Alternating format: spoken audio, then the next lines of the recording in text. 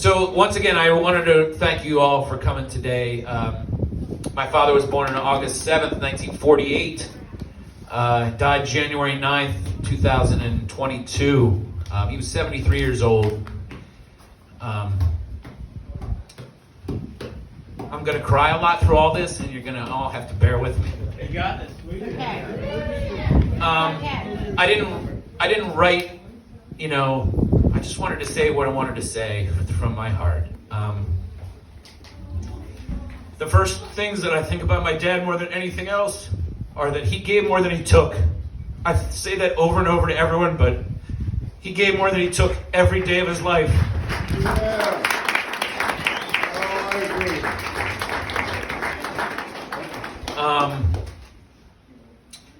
My father had a curiosity for everything.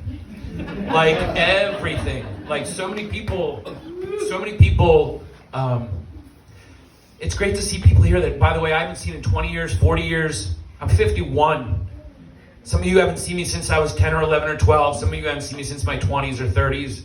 And I haven't seen you back, but the roots that were born from what he and my mom and those families grew together is strong. And, and I want to stay connected with people. I'm not trying to hide from folks. And I hope back. I want to make it to Buffalo or to somewhere in New York for a family reunion soon. My kids that are 14 and 11 need to know more of some of the people that are here today. Thank you. Two quotes, or two kind of poems that, one's a quote, one's a poem that just stood out to me as I kind of dealt with this over the last number of months.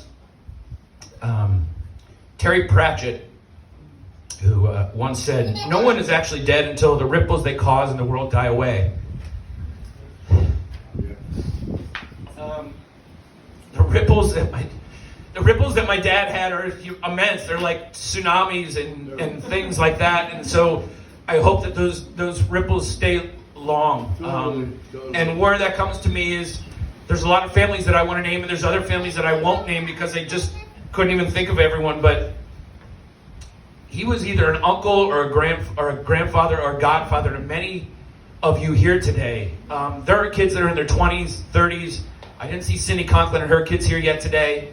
Some in their 40s and whatnot, but the Fletchers, the Conklins, the Dolans, the Piper Smyers, the Leonards. He was there for those kids, and he was not someone that just passed those kids by when they were little at a party and just didn't pay them mind. He paid them all the mind. And then he not only did that, but he came and visited those kids and families on other times just unannounced. He just showed up. He had a schedule that was kind of like some sort of milkman's delivery truck service. I don't know many other children he has that I don't know about. That's a joke, right? But the idea is that he just got around. The Sears are here today that are newer from my neighborhood. He just was around. I know Todd Klein's not here today, but the 330 comments that I got after my dad died, I read them 9 times. If I didn't read them, 12. And Todd said he remembers specifically the first time that he met one of his sons, or his son, and was throwing frisbee with him, and just that it was like he just was showing him the finer points of frisbee, man, and he could have spent 4 hours with just that kid doing that at a party while there's all these other 40, 50-year-olds hanging out and drinking beer and socializing and doing whatever they're doing, playing music. He still found that time. He found that time with everyone. That to me is super impressive. I love that the Fletchers are here and they look at him the same way that I do, that he was an extension. He was a dad to them. He was a dad to them. And that's super impressive to me, and I always felt it. Even though for many years, it's been many years since I've seen the Leonard kids and some as an example, but from when they were 7 and under, I knew them very well. And my dad didn't stop when you guys were 7. He was around and he kept coming to your house and kept being interested in your lives. That's a super fucking human. Yeah. That's for sure. I would love for you guys to raise your hand based on how you know them, and I'm going to go on the categories that I could think of to write down. Are you related to him? Are you family? Raise your hand if you're family and you're here. Family, get it up. Are you a bricklayer? Are you a bricklayer friend that came to see him today? Did any of his bricklayer friends come to see him today? Okay. Who's here from the kilns and the pottery? Anyone here from the kiln and pottery group? How many kilns has he built for that group? 1 or 2? Lots. Lots. Okay, raise your hand if he built something at your home. Look around, folks. Leave those hands up for a second and look around. Did he build something at your home? Some sort of something, a stone something, a walkway, a fireplace, I guarantee it. How about that?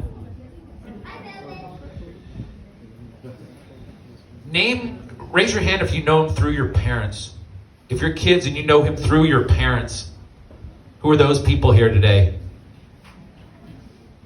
Name him if you went to high school with him, or you're a friend of my mom's and that kind of high school crew and that whole crowd. How about my high school friends? Where are you guys?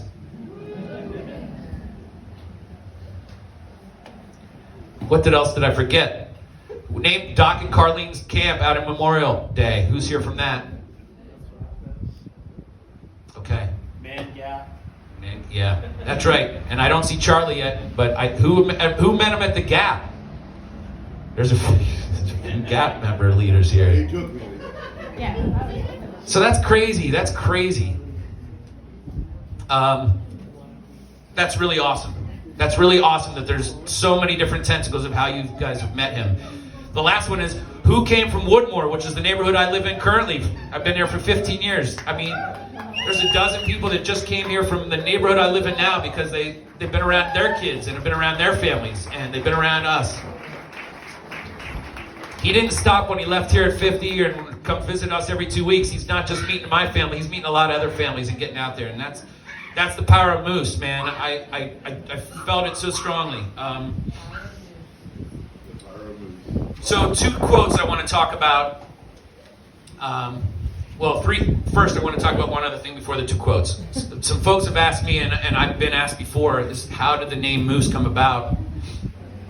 His brother's here. He may remember, but it was because when he was a little kid, he basically had a pretty big head and pretty big ears. And he grew into those ears, but it stuck with his dad, Tanny. And in that family, you always got to have a nickname for something. And so after Tanny became Moose. And Meg Dolan brought the 1966 Ben yearbook. So if you want to check out him as his senior year, it's back there. And it says in his yearbook, Chester F. Orson Moose. He was Moose then. He's Moose as far as I've ever known all my life. Right. Also, who knew him from St. Agnes? Who went to school with him in St. Agnes? Fred. Anybody else from St. Agnes?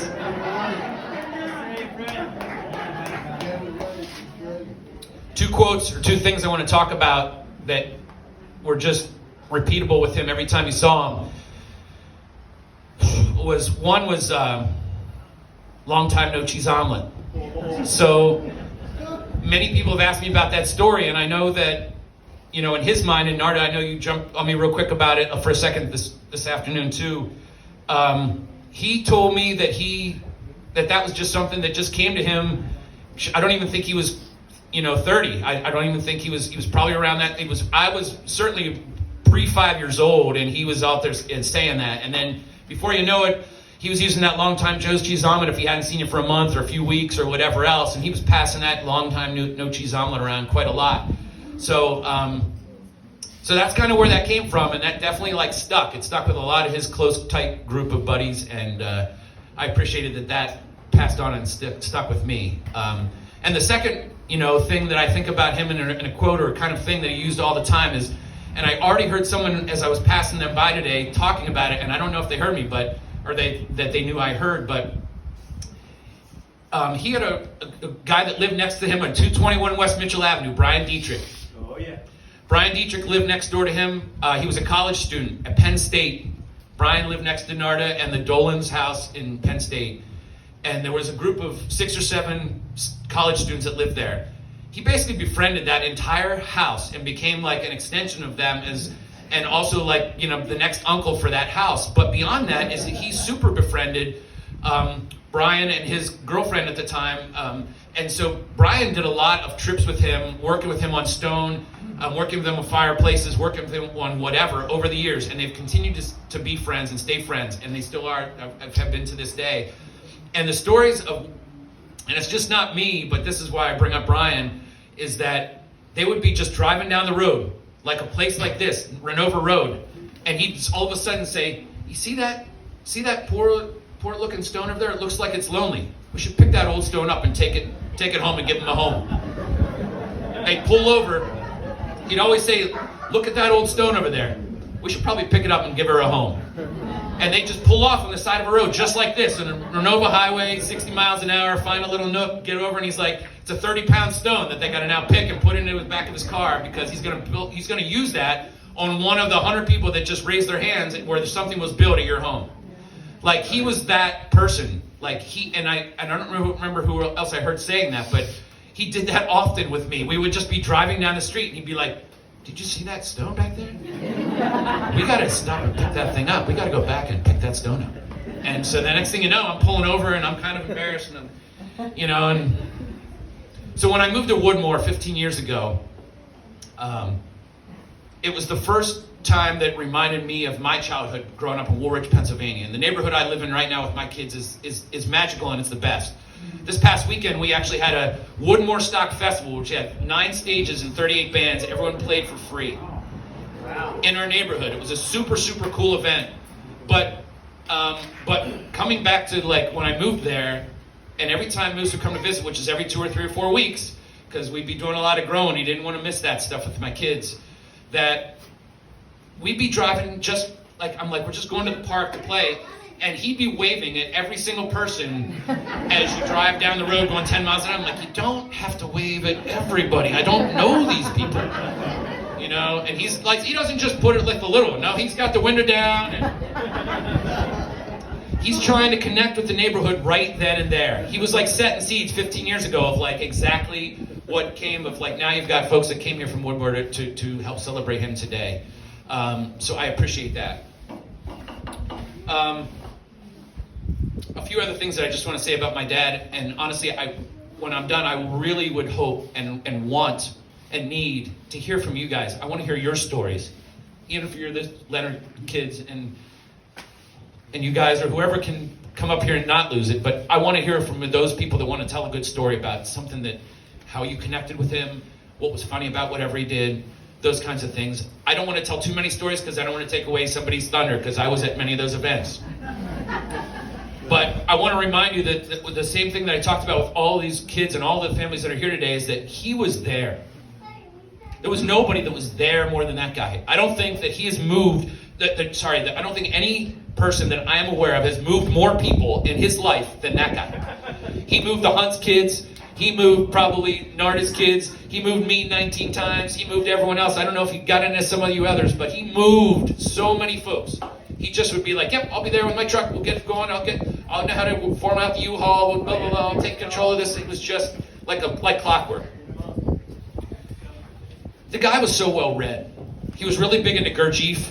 Yeah. Something that if people that are looking for more into themselves or introspective and trying to find to be more, I don't know.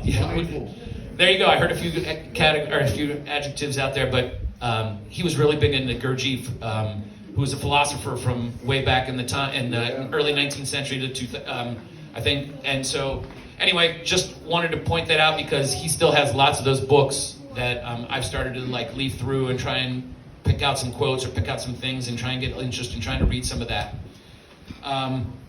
There were so many times that I was told by so many people, and also just sitting next to him, it's like, it didn't matter what the category or what the topic was, he knew something about it. Like, it was almost like, okay, so did you just brush up on that 15 minutes because you knew you were going to see, like, you know, somebody? Like, how did you know that we were going to be talking about, you know, whatever? Like, it was just, like, unbelievable. So I just found that very interesting in him, and I think that it's good for all of us to be to be broadened in our lives, not just be stuck into the 5 things we always do, but get out of our comfort zone and read, and still, in other words, I guess he still had that curiosity to learn, maybe is the way I'm trying to say it. He had the curiosity to learn until the day he died. He was trying to learn always. And I think that that's a good thing for all of us, that probably brings a healthier, longer life. And had he not had lupus, I think he would, be along for a longer ride. 2 last things about him is I never heard him talk negative about really almost anyone ever. I've heard him maybe chew out a husband or 2 that were treating their wives not with the appropriate behavior, not with the appropriate respect, or he knew that, I know that he was involved with a few different ladies that went through tough times in their younger times, and he was just one of those people that he found a good, he just was a good, he was a good balance for folks. And then just politically, so Moose didn't look at politics in black and white, or Moose didn't look at politics in Democrat and Republican. And I encourage us all to remember that whatever the media and or whatever everyone else may be saying, we're not as far apart from each other. We're still all friends here. You know what I mean? Moose knew how to talk to, whether he was this side or that side. He just knew how to find a good conversation with people and not decide to say that I'm blaming you or blaming this or blaming that. He didn't look at it as this or that. He did not. He never did. He was always trying to find middle ground, and he was not always on one side of the fence or the other. That's not how it was. He was trying to find middle ground with people and just have a good conversation with people always. Because, once again, I think that people try and pit us as further away than we are, and I don't think that he saw it that way, and it isn't that way. There's so much that we're all in common with, and it's those fringes that they take advantage of and make it more than it is. But at the end of the day, he wanted to treat people with respect. He wanted to treat people with dignity, and he wanted you to be loved and know how important you were in this world. There's a poem which, I looked at a bunch of poems just because I was feeling him and feeling how to connect with that. And this one I even posted on Facebook, but I didn't find, this is the one that I found that just touched me more than anything. To laugh often and much, to win the respect of intelligent people and the affection of children. I speak about that a lot, but that's important, the way that he connected with some of your children or my children. Some people would say that they were jealous almost because he was such a good person in that sense. He connected more with sometimes than I was with my own child. I felt that I wanted to be more like him and show much more compassion, empathy, and understanding for my children as they go through what they go through, not just look at it through my eyes. To earn the appreciation of honest critics and to endure the betrayal of false friends. To appreciate beauty, and no one stopped to look at more stone buildings in the world than he ever did. So I can tell you, going through his photographs, there's 400 photographs where there's no one in it. They're just stone buildings. It's just a stone wall. It's just a brick. It's a stone. It's a 400-pound stone. It's something. And I'm like, and when I was 14 and we were in D.C. all the time because we were down at the Hunts living and running back and forth, and he's working on the Willard Hotel, I'm like, yeah, okay, great, let's get to the festival. He's like, wait, hold on, stand over there with it, show everyone how big the stone is. I'm like, I didn't have the interest or the patience as a 14-year-old that I wish I did. But it didn't stop his love from it. To find the best in others, and this is where I really feel like that's exactly where he was honed in on. I never saw him ever have a conversation that was faked or tricked or bullshit. His conversations came at you honestly, every one of you. He let you know the things he knew, he remembered the notes from the last time he met you and talked to you. He remembered your name, he remembered the notes, he remembered where you'd been. He knew how to pick up that conversation. Many of us struggle at those times. I would tell you that I certainly can be that way when it's like, okay, and encourage myself and others to remind ourselves that we're all in this world of life together, and so we got one of them. And I'm so glad that you guys all came today, and I'm happy to stay connected with people, and I want to stay connected with people, and I want to know more about the people that are here today. To leave the world a little bit better, whether by a healthy child or a garden patch, garden patches or big stone benches that are all over the place, from 4 counties, like everywhere across the world, or a redeemed social condition. To know even one life is breathed easier because you have lived. This is to succeeded. So forget about the wealth. Forget about the material things. Think about the things that we talked about, or what he was interested in, and how he took an interest in each one of your lives as well as mine and changed it. I think that that's the way to live life. Yeah. I would encourage anyone that wants to come and say a word or two about Moose to come up here and say so. I mean, for me, he was my best friend. He was my best man. He was my biggest confidant and my biggest cheerleader. Yeah. And I expect that he was that for many of you guys at some point in time too. So thank you so much for coming today. I will play music later when I'm not crying. Some other folks are going to play music. There's a lot of musicians here today. But please hang around, hang out. There are shuttles here much later tonight. I think at 9 o'clock the shuttles come to start taking folks home if you don't want to stay overnight and you're not camping. There's a shuttle at 9, then 10:30, then midnight, and we go on from there depending on how late you're going to be. I'm camping. I'm in the back. There's a fire pit out back. I'm going to certainly be playing music there, here, etc. I want hugs from all of you, and I'm going to come get them whether you come ask them or not. So, but once again, I love you all, and I know that he loved you all, and you've already shown your love by showing up here today for him. So thank you so much. Well done, Jason.